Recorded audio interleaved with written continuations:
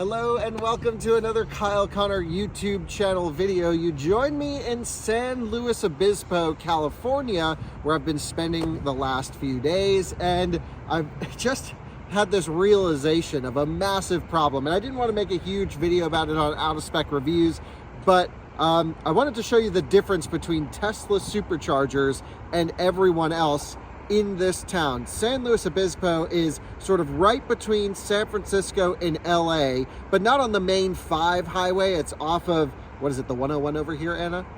The one, do you know? You have no clue?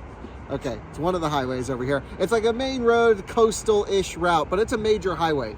And I know about San Luis Obispo because I've come here for Tesla Takeover and other things. But actually before that, there was a line of Teslas waiting to charge at this supercharger like so long. So we're actually at the Madonna Inn, the supercharger's over there. But the line of Teslas went all the way down here, wrapping around the parking lot. I mean, there was just a massive wait.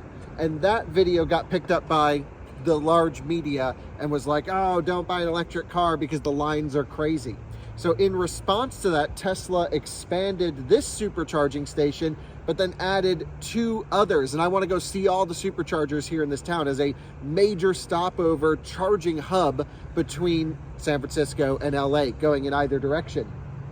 The crazy part is, I was driving here in this BMW i7. I was driving up the 5. I was going to do some range testing with it. Turned out that the station was completely offline, and I made a video about that, and there was lines, and the EA station that also happened to be there, the supercharger went offline. The EA station only had half capacity, 2 stations working, crazy.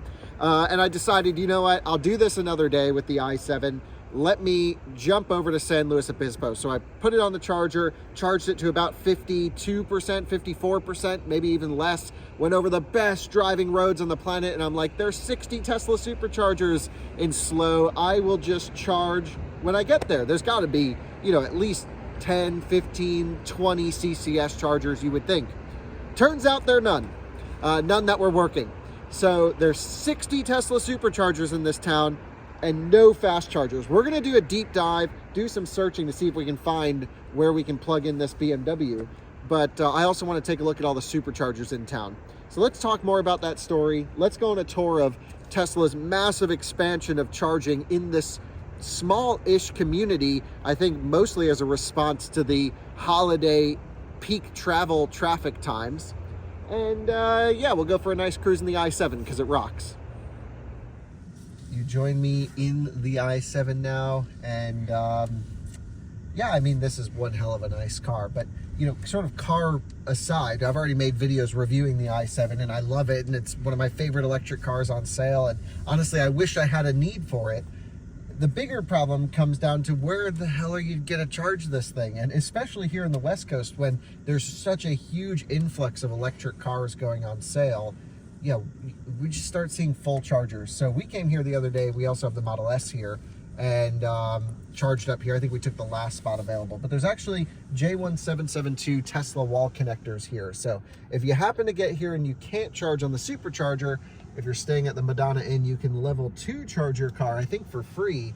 However, they're both taken by Teslas, so not possible to charge this car here, and that would be slow charging. There's plenty of slow charging around, level 2 chargers and whatnot. Take a look over here to the right. You'll see a Mercedes E-Class parked at the supercharger. I'm not sure why. Changing a flat tire in a charging space, that seems wrong.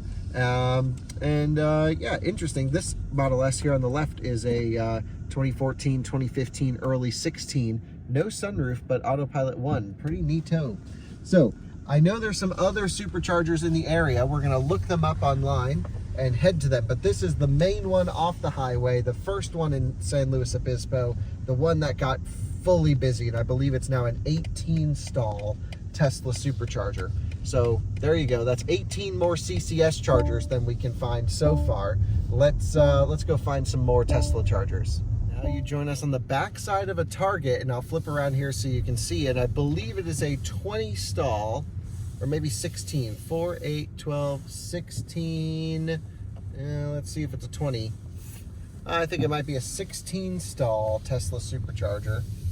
And this is at San Luis Obispo, right down the street from the other one.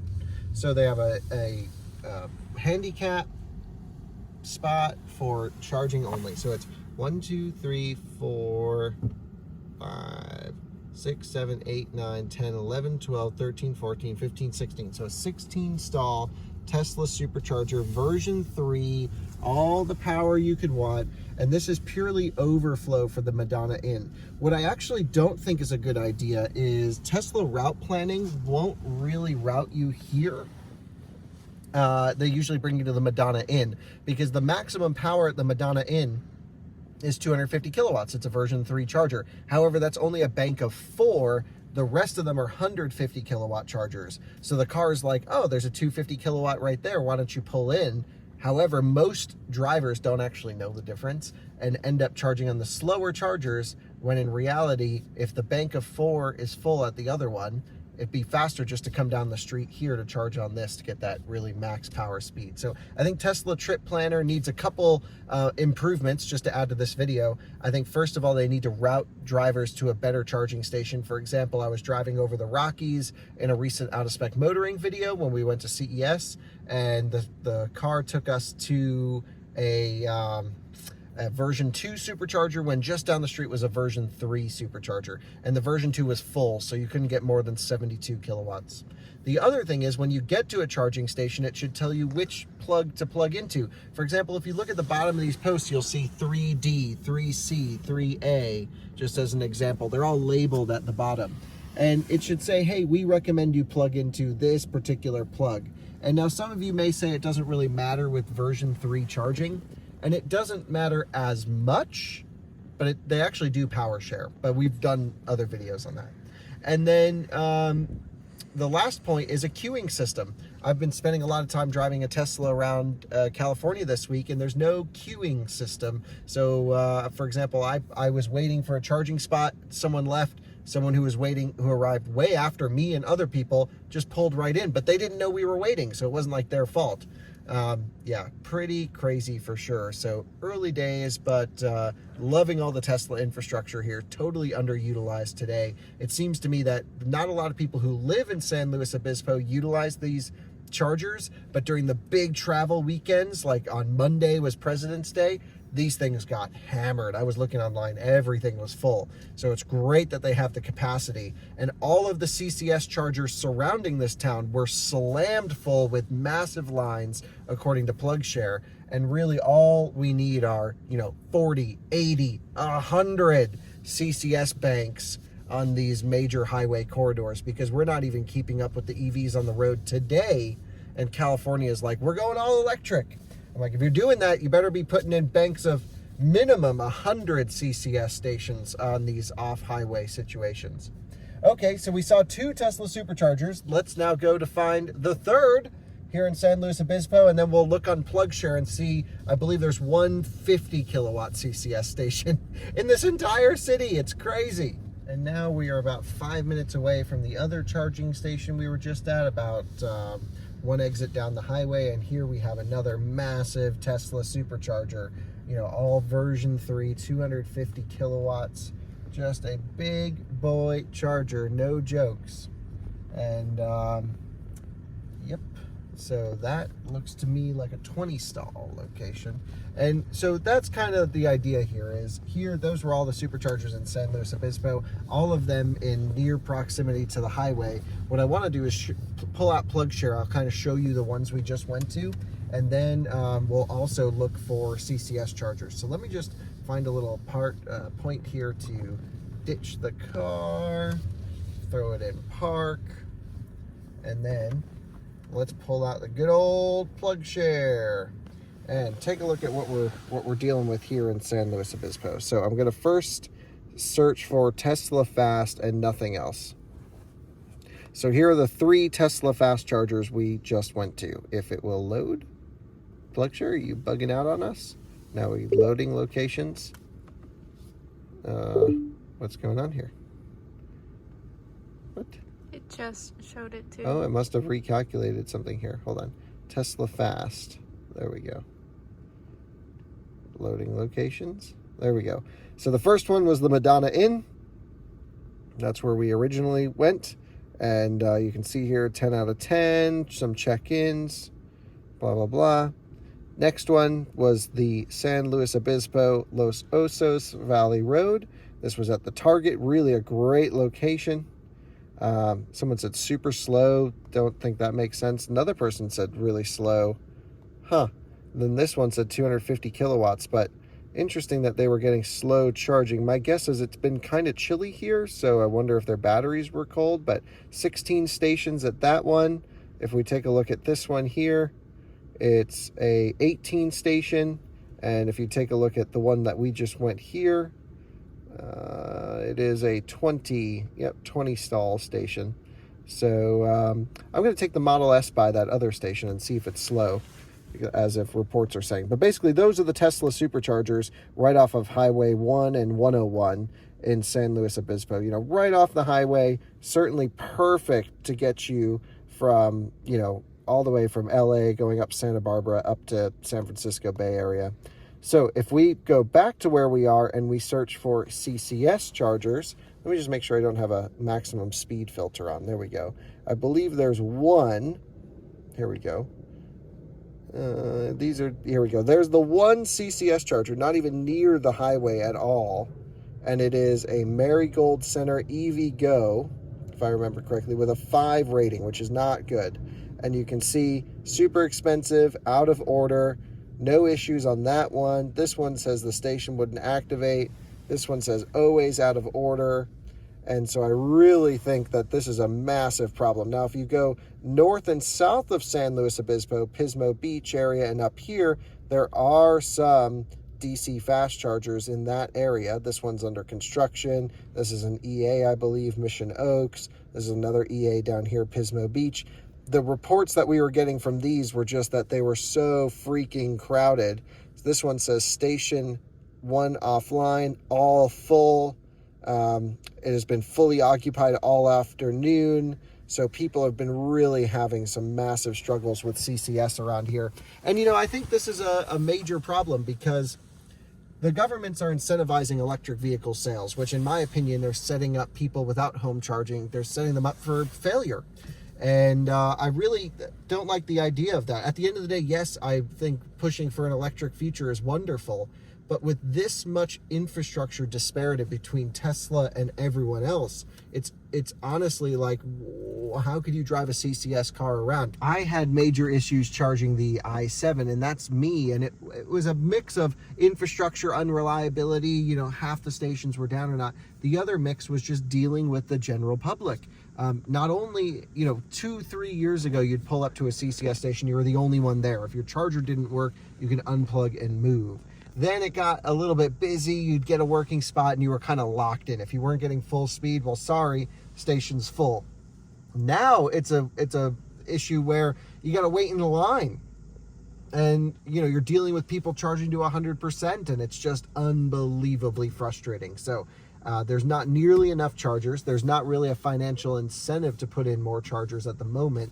And I think we're going through a dark ages of EVs. Look, at the end of the day, like I said, I love electric cars. I think it is the future. But we really need to figure out the business model of fast charging, the actual equipment manufacturing, the actual permitting and installation process of putting hardware in the ground. It almost feels like it's moving a bit too fast. But on the other hand, Tesla's figured it out. I mean, look, I'm not going to say it's all perfect. I've had to wait at Tesla Superchargers this trip. So, similar problem there, but they're just like big 20 stall is the normal supercharging size out here in California now. No one bats an eye to that. And some are even 40, 50 plus stalls. It's crazy. And even then they're having some issues. I don't know. At the end of the day, I think we need to promote more level 2 charging, more home charging, slower charging points. Like in this brand new parking lot, every parking spot should have a 6 kilowatt, 10 kilowatt charger put into it. It'd run just as much power as that whole supercharging station, but you could serve so many cars throughout the day and also reduce the stress on the grid over there. Yeah, pretty disappointing to say the least, but I just was blown away that I was driving to this town. I was like, there's the close to 60 Tesla Superchargers, maybe 50 in total in San Luis Obispo. And, I was like, I'll just charge the i7 when I get there. and then it's like, oh crap, there's actually no chargers here. So let's go run by that EVgo. I just want to go check it out, see if it's online and working. I actually want to run this down to 0 and go to the Pismo Beach EA station to do some charge curve testing. If you take a look right here on this screen, you can see that little battery icon with the fan. It cycles with the key over here, but the battery icon with the fan means that the battery is currently preconditioning. I can activate manual preconditioning in the i7, so that's that right there. So you'll see a video on out-of-spec reviews of the charging testing of this car, and perhaps we can even squeeze in a range test, but the weather's been looking pretty bad, so not sure we'll get it in during this time. But rear steer working wonderfully. There's no exit to the parking lot where we are right now, so we have to make some U-turns. Let's run over to that EVgo station and see how that's doing. I know I don't typically talk too much on my personal channel about electric car charging stuff. I thought this was, I've done enough complaining on reviews where it's like, okay, is it really helping the problem? I don't know, but I thought I should tell you just the big disparity here at using this town as one example. And here we are arriving to the EVgo station where we can see this one Kona electric plugged in and the guy's walking away. We can see a Nissan Leaf on the right waiting to charge, but this station is offline on the left completely. So we're here with one working charger in the back of a not lit parking lot at all. I mean, the window looks pretty bad, so let me just roll this down for you. There you go. And if you just look around left and right a little bit, you'll just see you're in the middle of nowhere, just a back alleyway of this shopping center. You compare this to Tesla, which has the best charging locations in town with 18 stalls as the average, 16, 18, and 20 stalls. And this is what everyone else has to deal with, this crap. Now, I know some of you are going to comment that Tesla is going to open up the supercharger network soon, and all I can say is, man, it can't happen soon enough, because holy smokes, this is genuinely the other experience compared to Tesla, at least here. Should we see how charged up that Kona is just for fun? Let's go run over. Let's see. Yeah, let's go.